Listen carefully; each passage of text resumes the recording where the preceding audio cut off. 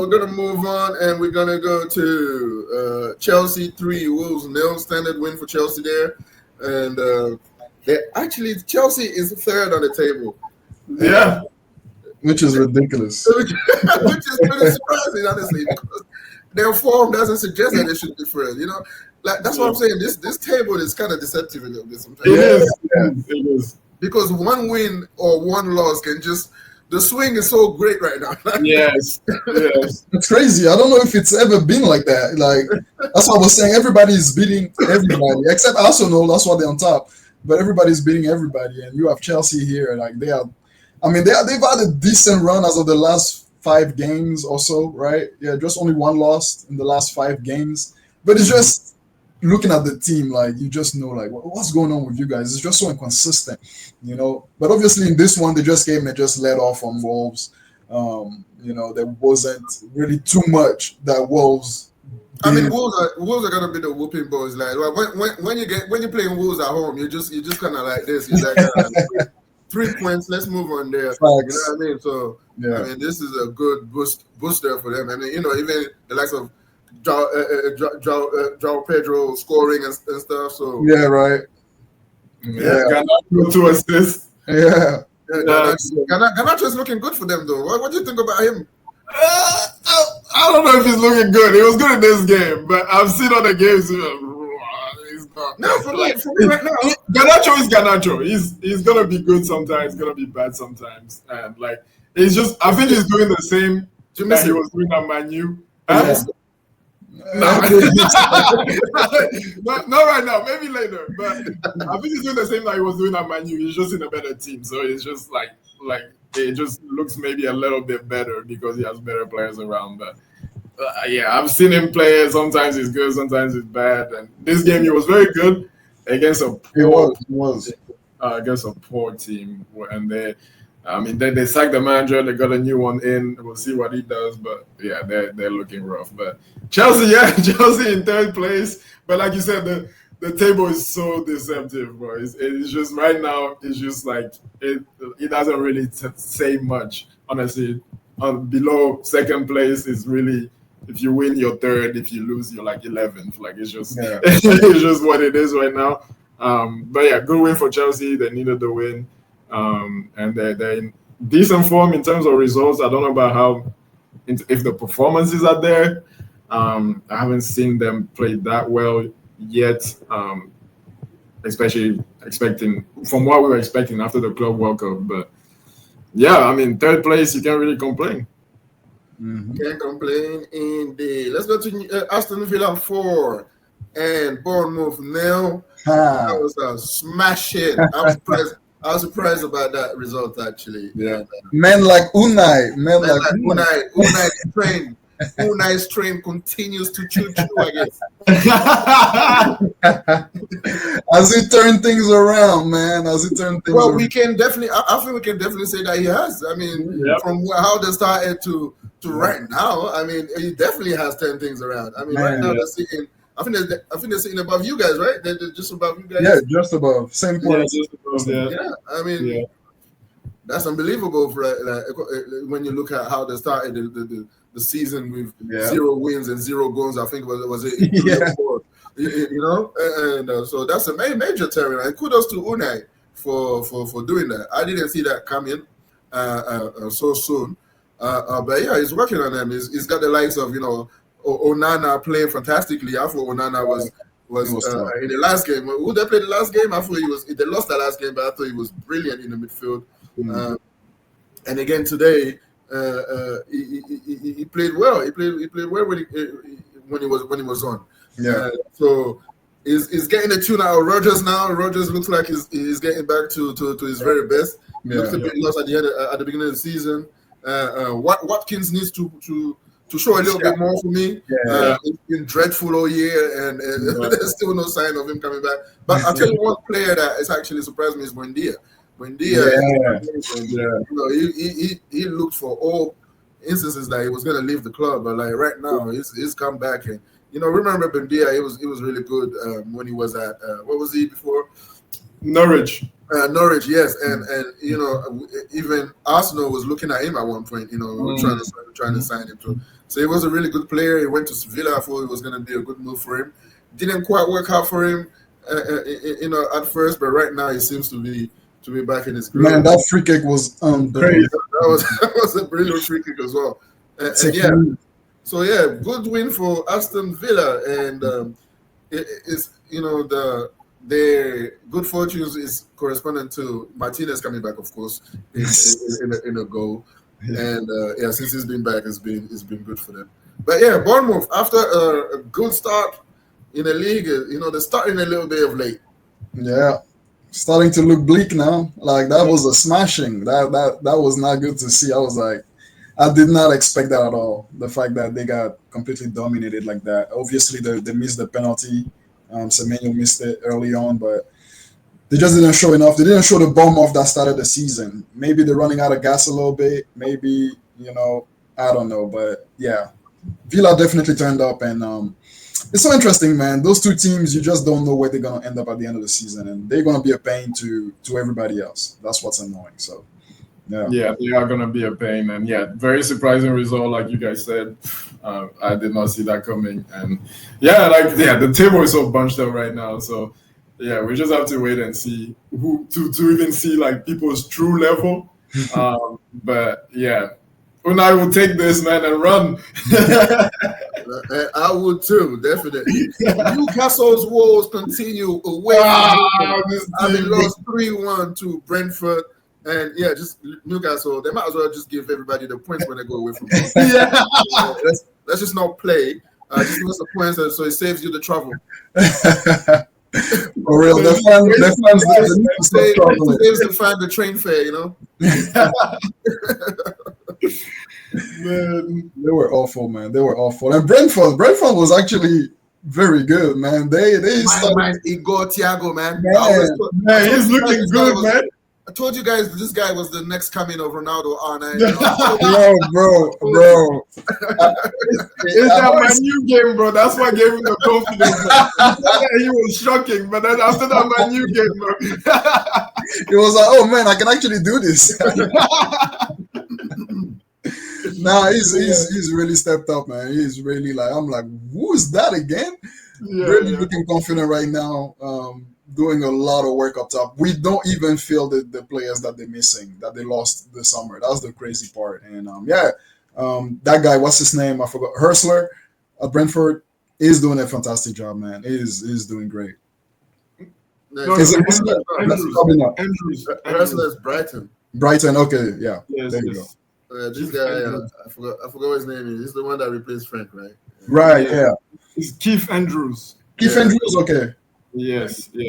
But yeah, Brentford looking good, man, and Newcastle they're just a whole different team when they play away, which is crazy. And honestly, like this is for me is disappointing because there's like, okay, they're not spending like the top teams, but they've spent a good amount. Like Votamata was like 90 million, and like Jacob Ramsey. I know we see. Yeah, Malik, they spent 200 million pretty much this summer, and just for that, like I don't get what's going on with them. Obviously, yes, you're in the Champions League, which is great, but like every time you're gonna get Champions League, you're gonna fall to like 10th, and then you have to like get Champions League the next year again. Like it's just I don't know. Is Eddie Howe the problem? That's what I was gonna ask. I was like, as Eddie Howe, reached his ceiling basically with his team. Yeah, because it looks like it. Yeah, for me it looks like it as well. Because like, I mean, you did a brilliant job last year just to for them, and that was, I think for me, that was his mission, to break that title winning or trophy winning. Yes, that was on them for a while. I think now it's time for somebody else to take them to that next step. Newcastle is a big club. They have a big ownership. We know they can spend as freely as they want to spend right now. But still, they still should be there or thereabouts in terms of competing for Europe and competing, should be up there with the Chelseas and the Tottenhams and that. But when you can't win away and you still have a decent squad, for me, I mean, we just have to turn around and look at the manager and just be like, you know what, you've done a great job for us, but right now it's looking peak, man. It's looking peak. Yeah, I feel like they need a whole new style of play. The one they have is tried and tired, in my opinion. It looks good at home, but then it falls apart completely when they move. So. Yeah, and they're a club that they're a team that responds a little bit like Liverpool as well, off emotion. So they don't get that away from home. Now at home they have the crowd to boost them and to push them and everything. But away from home, since they don't have that, I don't see them now the quality of some of those players actually show. Because Joe Linton, he will give you a fight, but he's not a great player. You know what I mean? Yeah. He's not a great footballer. I mean, the other two, they're fantastic. I love them, Guimaraes and Tonali. Yeah. They're just fantastic players. But I think they need to. They need to find something else. They need to. I mean, they have a good team right there, man. They have a good team. They do. So I'm not really sure what's happening with them. But let's continue and go to Everton to Fulham 0. Finally a win for Everton after a couple of bad games too. They have to rely on a defensive midfielder and a defender for their goals, because we know that the strikers are just non-existent. But they don't have any, even though they have to. But good win for Everton there, and for Fulham, it is again another defeat. I'm surprised about Fulham actually. I thought they would cope a little bit better than that, but they're not having the best of times right now. No. Yeah, I'm surprised too. I mean, I was a bit concerned in the summer because they really didn't do much, but we thought they would be like, it's Fulham. They'll find a way to just hang in there, but it's looking peak right now. I think it's four defeats out of the last 5.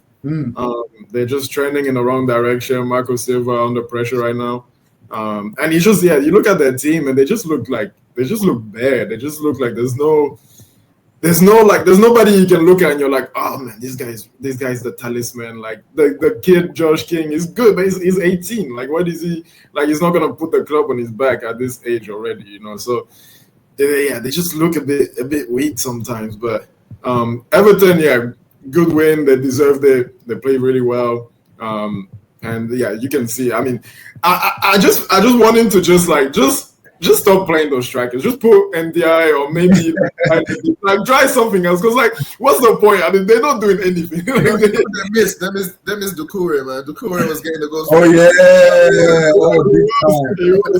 big time. Yeah. So I just want him to just try something else, because these guys they're not doing much for him.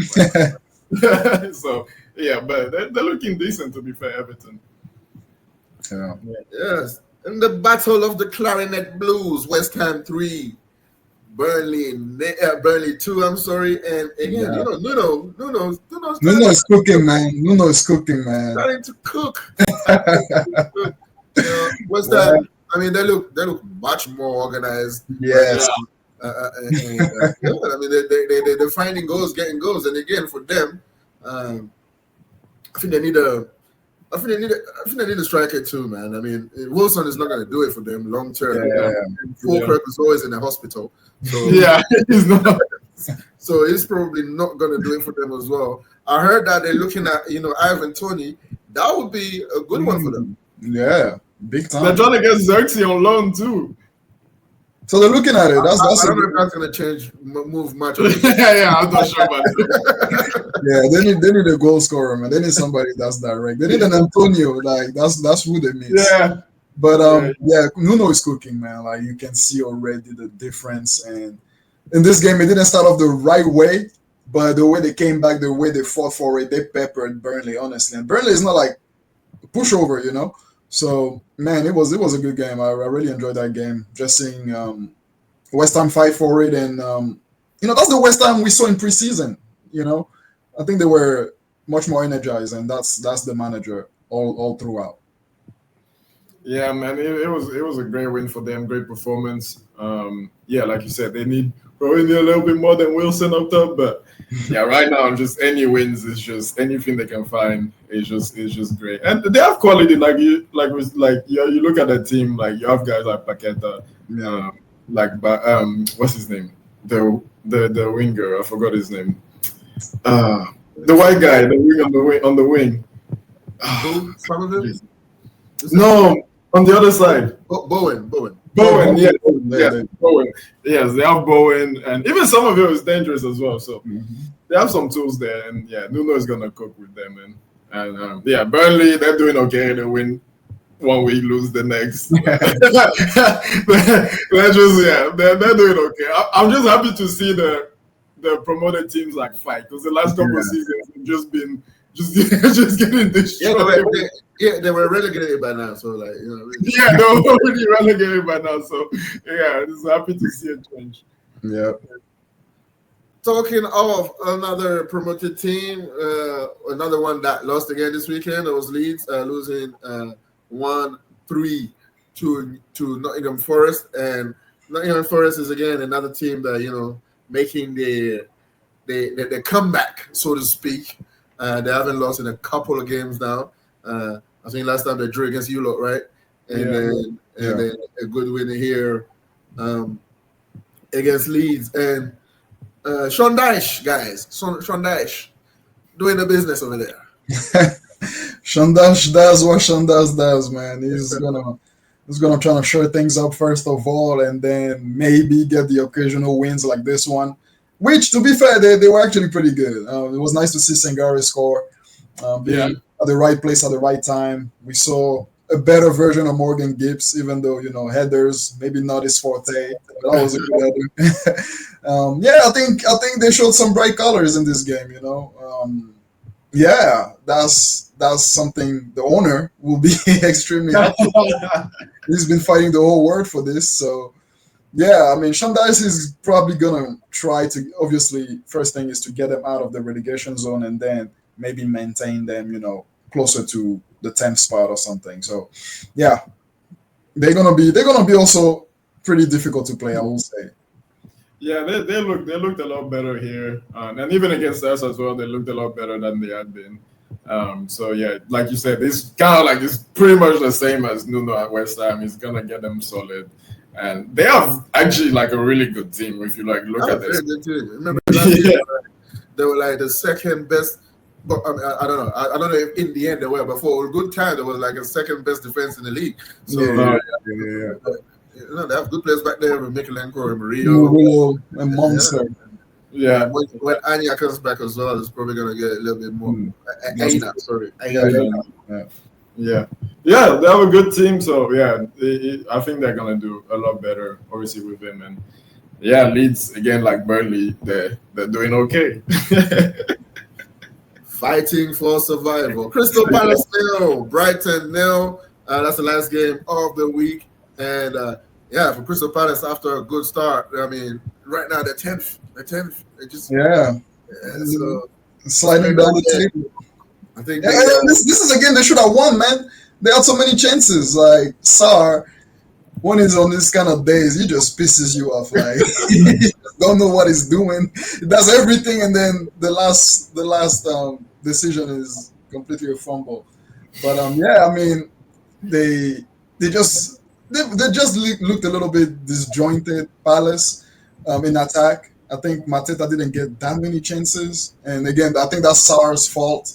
A few times he kind of missed him, or whether he was trying to pass late, or I don't know. There was one from Kamada or Kamado as well when he I think he faked the shot, and it was a great skill, but I thought he needed to pass it as well, but he went for the shot. He went for the shot. And he was saved as well. I thought because there was like a couple of Palace players in the box that were completely unmarked, and could have done it there. But they have moments like this in the game. Not much in terms of overall quality, honestly, in this game. And I think for Palace is what's going to catch up to them is just the size of the squad, because remember they're in Europe as well. So that's and they just that was the game that they just came back from Europe. So I know expect a little bit of the performance. Yeah. Yep. Yeah. I don't think they won a game since Europe was like a game right after a European game this season. Yeah, I think they've either drawn or lost all of them. So, like you said, it's the squad that's going to be a problem for them. So they might need to address that in January. And Brighton first clean sheet, I think, of the season. So, they'll take it. They'll take it. That's All a- right. Well, guys, we're going to wrap it up there. And that was a wrap up of Get Match Day 11. Let us know if you like the video. Please hit the thumbs up. And also leave us a comment in the comment section. And that was us, Feuding Bros. We'll see you in the next video. All Peace right. out. Peace.